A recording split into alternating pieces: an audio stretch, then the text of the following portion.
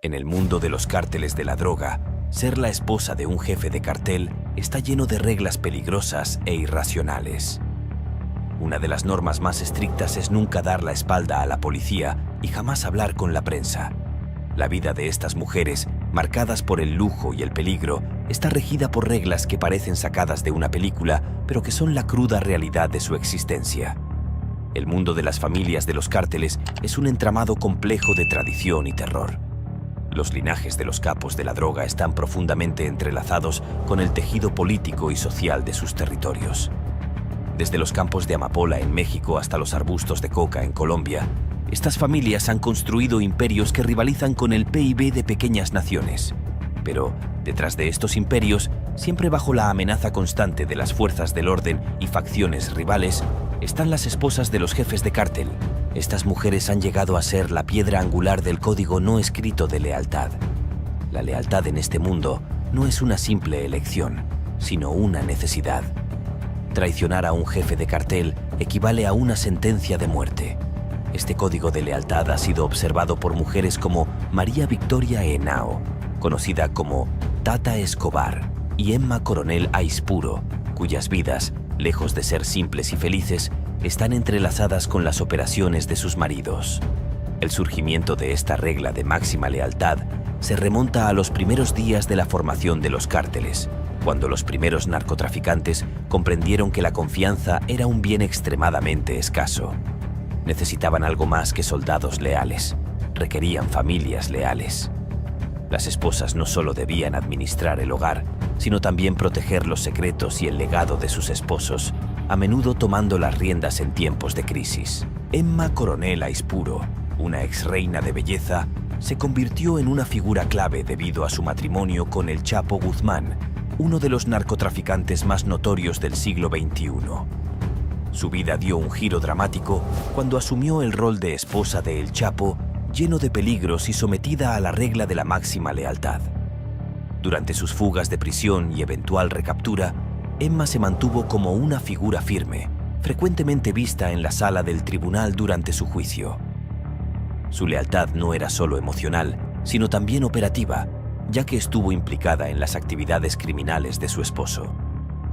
Tras el arresto y extradición de El Chapo, Emma fue arrestada y acusada de tráfico de drogas y de formar parte del imperio criminal de su marido.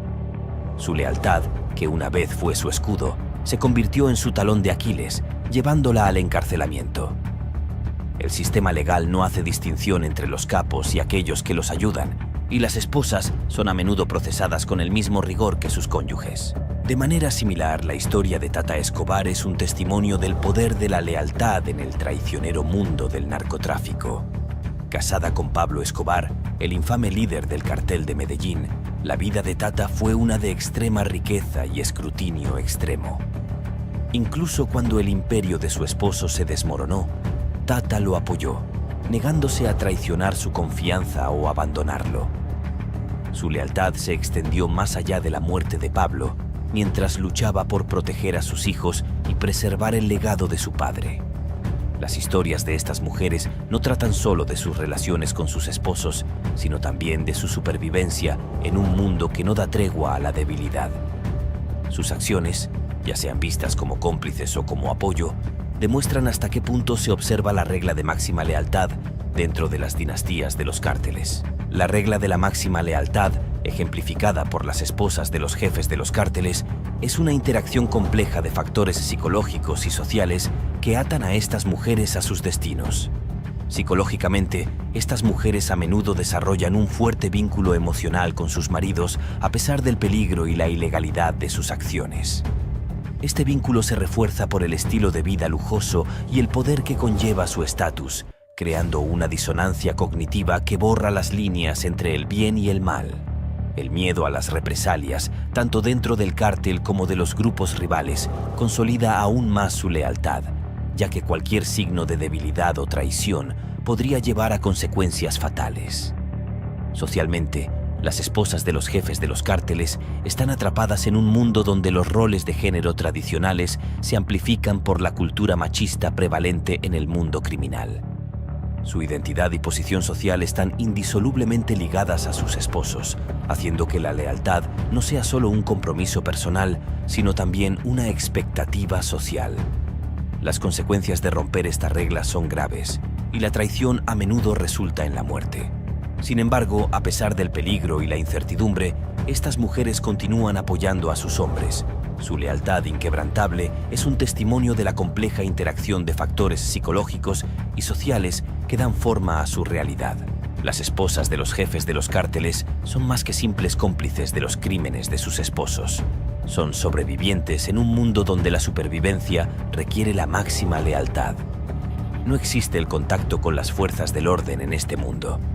Las esposas desempeñan un papel crucial como guardianas silenciosas de los secretos de sus maridos, viviendo bajo la constante sombra de la brutal aplicación de la lealtad y la discreción por parte del cártel.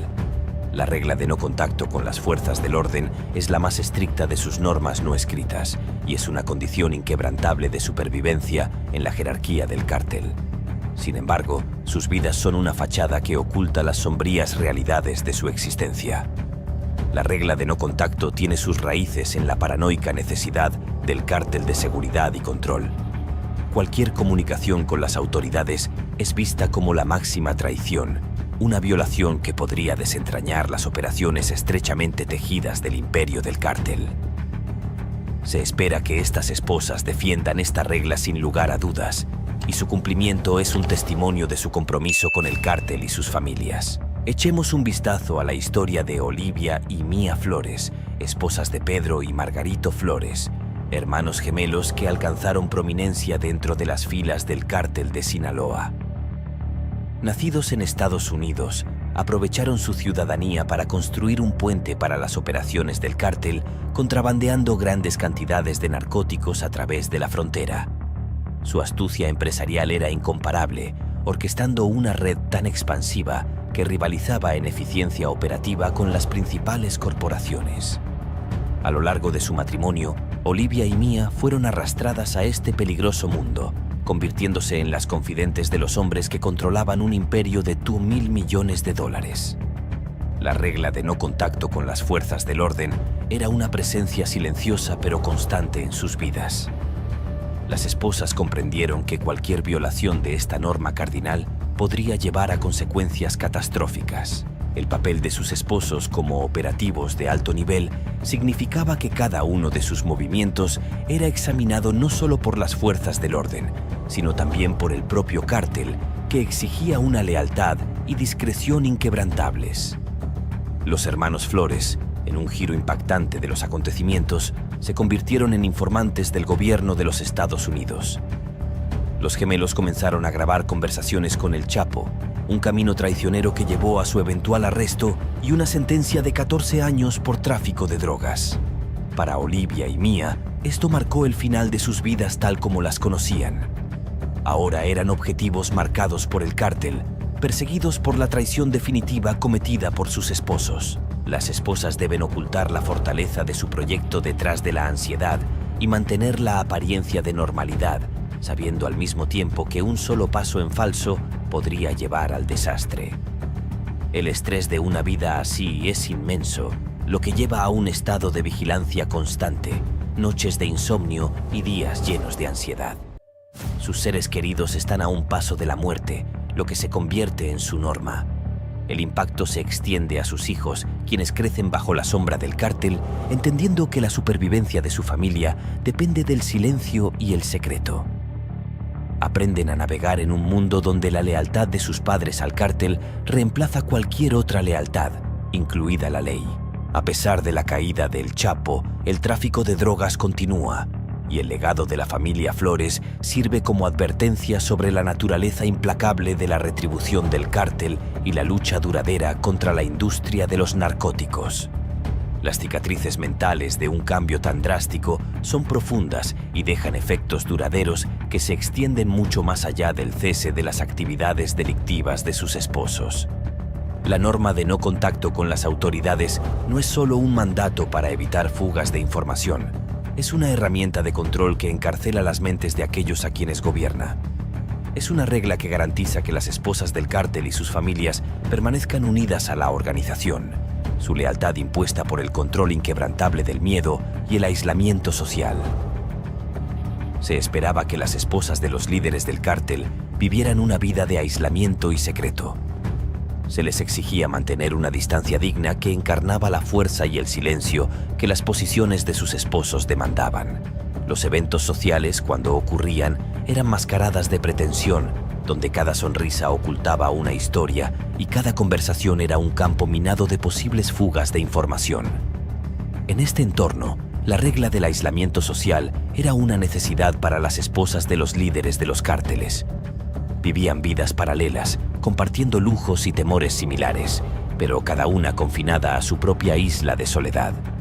La solidaridad que podría haberse encontrado en sus circunstancias compartidas se veía erosionada por la necesidad de guardar secretos y la siempre presente amenaza de traición.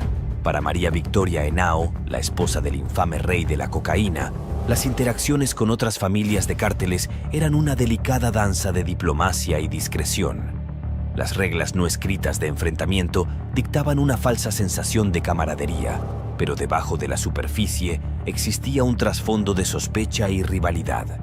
Cuando tenía solo 12 años, conoció a Pablo Escobar, un hombre de 23 años que pronto sería conocido como el rey de la cocaína. Los días de la señora Escobar se dividían entre las tareas domésticas de una esposa tradicional y ser testigo silenciosa del floreciente imperio criminal de su esposo. El traslado a Hacienda Nápoles, la extensa propiedad que se convirtió en el epicentro del imperio de Pablo, afianzó aún más su aislamiento. Aquí, María vivió una doble vida, una de madre y esposa obediente dentro de los muros de su opulenta prisión, y la otra, una espectadora silenciosa de las amantes y del estilo de vida hedonista que su esposo disfrutaba a poca distancia. Este fue el comienzo de un patrón de aislamiento social que definiría la existencia de María, una regla que no solo era esperada, sino imprescindible para las esposas de jefes de los cárteles. El mundo de María era uno donde las amistades eran estratégicas y las alianzas eran temporales. El aislamiento social impuesto sobre ella no era solo una cuestión de seguridad física, sino un componente crítico de la estrategia de rivalidad dentro de la jerarquía del cártel. Era una vida donde las conexiones personales podían ser responsabilidades y los muros que protegían también servían para aislar. La caída de Pablo Escobar fue tan dramática como su ascenso a la infamia. El hombre que una vez mantuvo a Colombia bajo el yugo del miedo encontró su fin en una azotea en Medellín, una caída en desgracia que fue tanto rápida como violenta. Para María Victoria Henao, la muerte de su esposo marcó el final de una era y el comienzo de un futuro incierto. Inmediatamente después, María enfrentó la abrumadora tarea de reconstruir una vida a partir de las ruinas del legado de su esposo. Con Pablo convertido en un mito, la burbuja aislante que la rodeaba estalló, dejándola expuesta a un mundo que estaba a la vez resentido y fascinado por el nombre de Escobar. Era una viuda, pero no alguien que pudiera reclamar la simpatía que normalmente se brinda a aquellos que han perdido a su cónyuge. En lugar de eso, se encontró con una mezcla de sospecha y curiosidad. La transición a una vida sin Pablo fue un viaje a través de un paisaje de batallas legales, escrutinio financiero y el desafío de redefinir su identidad. El aislamiento social de María no terminó con la muerte de su esposo. Evolucionó hacia un tipo diferente de soledad, uno marcado por el estigma de su apellido y las sombras de su pasado. Los efectos duraderos del aislamiento social que experimentó fueron profundos. María había pasado años dentro de los confines del mundo de su esposo y ahora tenía que navegar una realidad en la que ambos eran vilipendiados e ignorados. La resiliencia que había perfeccionado durante sus años como señora Escobar se convirtió en su armadura en un mundo que no estaba listo para olvidar o perdonar. Su historia es un testimonio del impacto duradero de una vida vivida en los márgenes, una vida donde el aislamiento social no era solo una regla, sino un mecanismo de supervivencia que dejó marcas indelebles mucho después de que el polvo se asentó. En medio del caos, sus hijos se convirtieron en su consuelo y su razón para soportar lo insoportable. Fomentó un ambiente enriquecedor para Juan Pablo y Manuela, protegiéndolos de las duras verdades de su vida en el imperio de su padre. Su relación con sus hijos era un santuario, una pizca de normalidad en una vida que era cualquier cosa menos ordinaria. Pero el aislamiento también significaba que las interacciones sociales de sus hijos eran limitadas, sus amistades cuidadosamente seleccionadas para garantizar su seguridad, lo que reforzaba aún más la participación recluida de la familia en las operaciones del cártel. En la década de 1990, las mujeres ascendieron a posiciones de liderazgo dentro de los cárteles, manejando las finanzas, actuando como enlaces e incluso asumiendo el control de las operaciones cuando sus homólogos masculinos fueron encarcelados o asesinados. La comunicación era su ámbito, ya que a menudo actuaban como conductos entre sus esposos encarcelados y el mundo exterior, transmitiendo órdenes y manteniendo el negocio a flote. El mundo de las esposas de los cárteles es uno de paradojas. Lujos envueltos en temor, poder ensombrecido por la amenaza constante. Estas mujeres, aunque atrapadas en roles que la mayoría jamás elegiría, demuestran una lealtad inquebrantable que, aunque admirada dentro de su mundo, resulta mortal. Sus historias son lecciones sobre la complejidad de la lealtad, el costo del poder y el precio que se paga por vivir en las sombras de los cárteles más poderosos del mundo. Esto es todo lo que tenemos para ti en este video. Si disfrutaste viéndolo y te gustaría seguir explorando más videos como este, no dudes en hacer clic, dar me gusta y hasta la próxima.